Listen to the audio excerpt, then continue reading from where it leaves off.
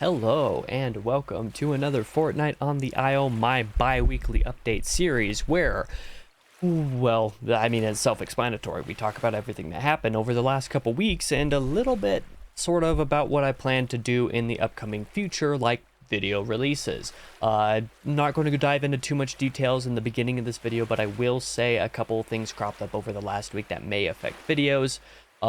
Hailstorm knocked out my back windshield on my car, so some of that stuff might affect some of the videos that I'm working on this weekend. And then I had a little bit of a family emergency.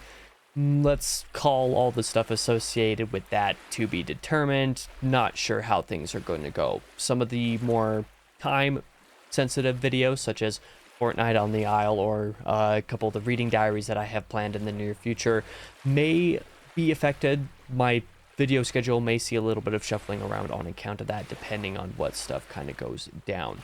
Fortunately, most of my work for these next couple of weeks is done, and everything that I'm doing here at the beginning of the month, kind of the normal monthly update stuff, is fine. But like I said, if the timeline gets a little bit messed up by real life, I apologize. But with that out of the way, let's go ahead and talk just like I normally do, starting with the bi-weekly reading.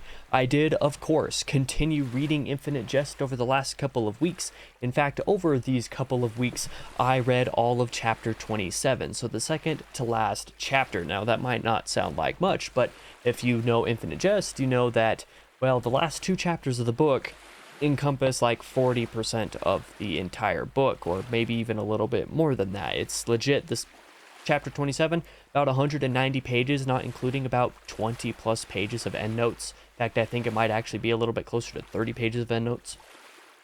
And then chapter 28 is like 175 pages, including endnotes. So pretty lengthy stuff, but I've read all of chapter 27. It was great. I really enjoyed it. If you have read the book and you want to know some of my thoughts on what I actually read, my video that just came out last Thursday was a reading diary for the book covering that chapter, so you can go ahead and check that out if you would like.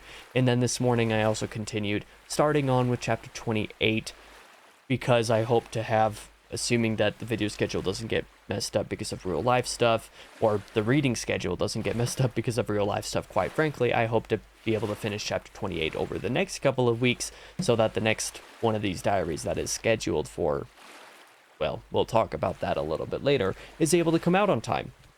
We'll see what happens on that front, but I've been back into really enjoying Infinite Jest on account of that. In fact, I read quite a bit this morning, like I said, and it was great.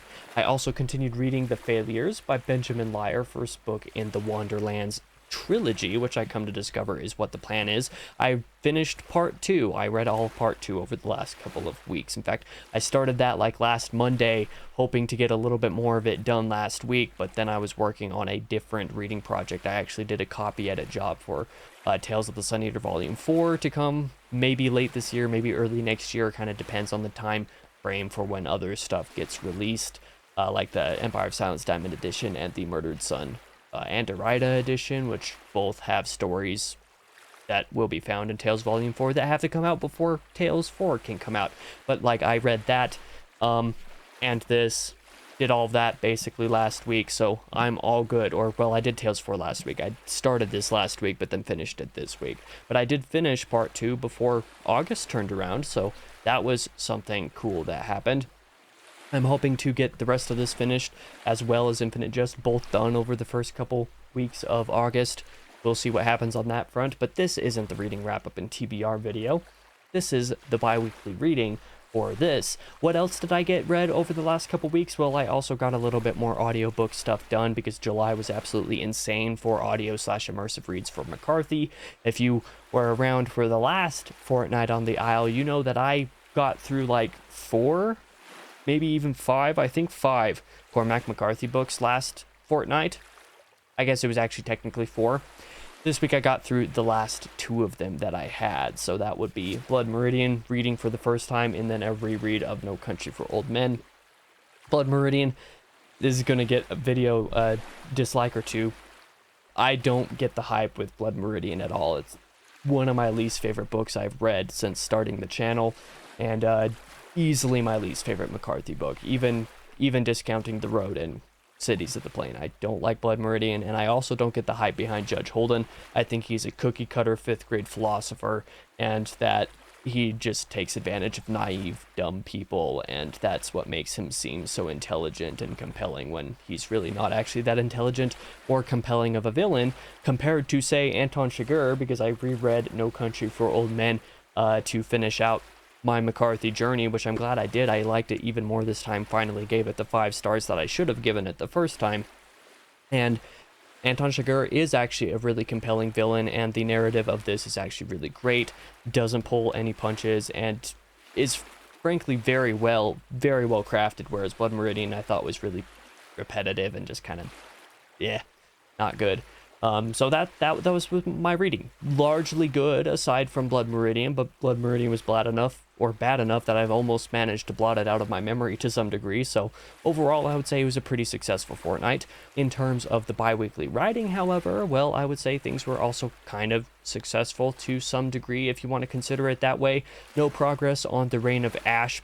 Been thinking about Hermit of the Vars, but no progress yet because I really haven't gotten into that. I just finished earlier this month, or rather early in July, revising the Silent Rain trilogy, so I'm giving myself a little bit of break, a little bit of time before I start working on Hermit of the Vars. No words for blogs either, but I did release 2 videos for that over the last couple weeks, so that was something that I was happy to do. We'll see what kind of blog stuff I get done over the next couple months because I don't really have anything in sights at the moment. But for review writing, this was where things got a little bit crazier. I had 1,500 words written for Blood Meridian's review, which was a complete book review. 900 words written for an addendum, so an addition that I did at the beginning of the No Country for Old Men review. So those two combined to something not insignificant. I also have 500 words written for the temporary placeholder reviews for Stella Maris and The Passenger by Cormac McCarthy, but I'm still in progress writing those reviews. I'm not just thinking about those anymore. I actually have 3,000 words on those. No, that's a lie. It's actually more than 3,000 words. Let me actually pull that file up and get the correct number there. It's not just 3,000 words for in progress reviews. It is 4,400 words is what I have between those 2 reviews right now, and I'm still not really quite near done. I still have 4 or 5 little sections of the Passengers review to do and 4 sections of Stella Maris still to do, so those are going to be quite lengthy.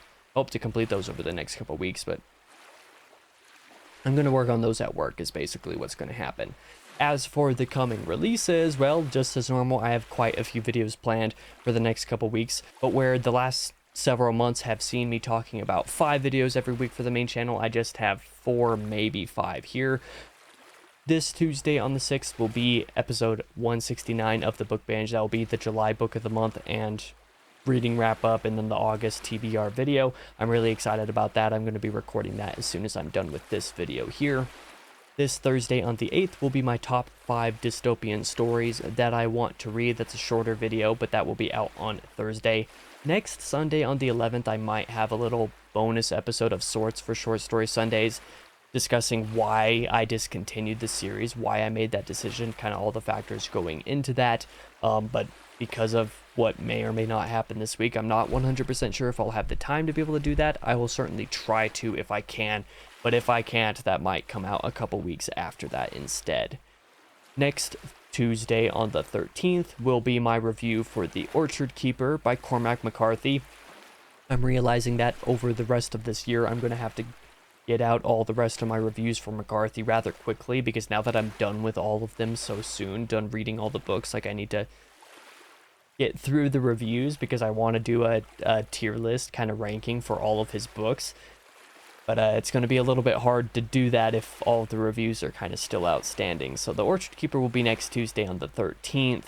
On the 15th, next Thursday, will be Infinite Jest Diary number 5, talking about chapter 28 of the book, like I said, and then also maybe covering a little bit of chapter 1 and 3 again, because I want to go back and reread at least those 2 chapters after I'm done with the book. We'll see if I have time to do that.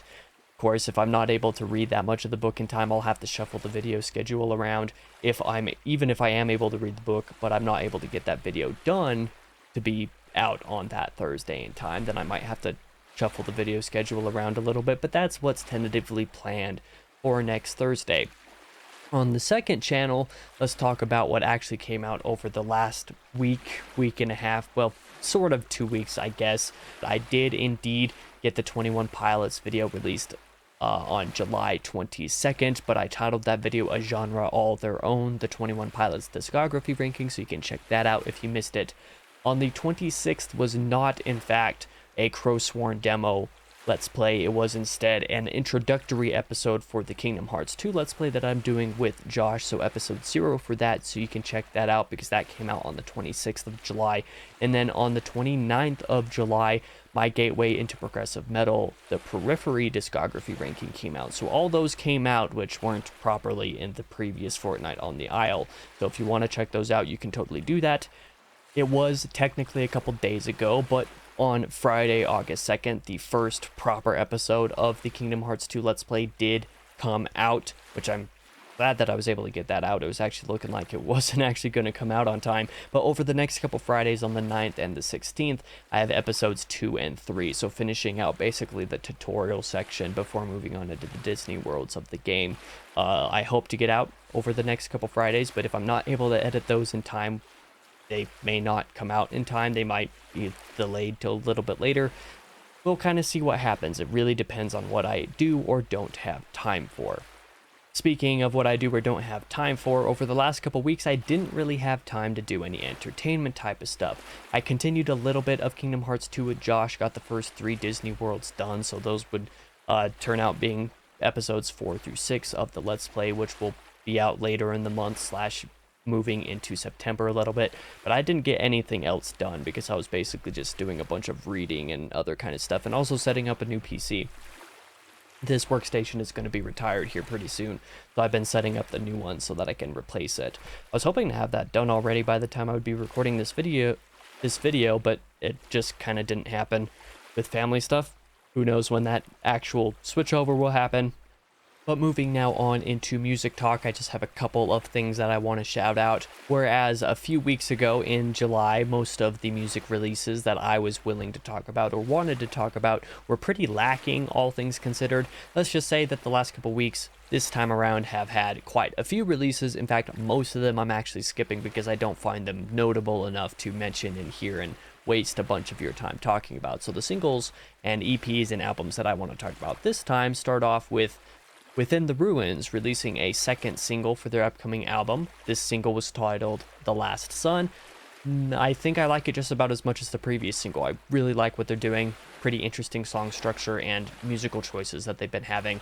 Fit for a King released a new single called Technium, which was super heavy, one of their heaviest songs they've released in quite a while, and was, surprisingly enough, I think heavier than the new Fit for an Autopsy single called Hostage. Fit for an Autopsy is my favorite deathcore band. I'm usually never super into their singles, though, and it's the full albums that I like, so I wasn't super impressed with Hostage, as opposed to Technium by Fit for a King, which I was really, really surprised by, especially since Technium is heavier than Hostages, which is a huge surprise to me.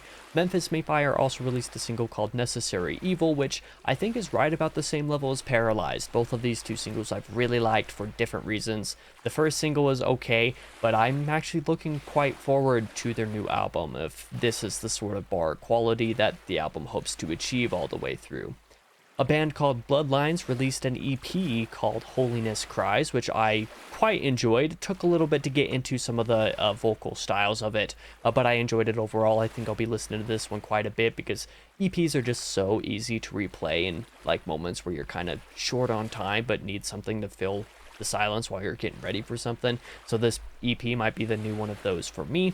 But there were a couple albums that released over the previous fortnight as well. Wraithfire, which is a new sort of black metal artist, released an album called Of Fell Peaks and Haunted Chasms.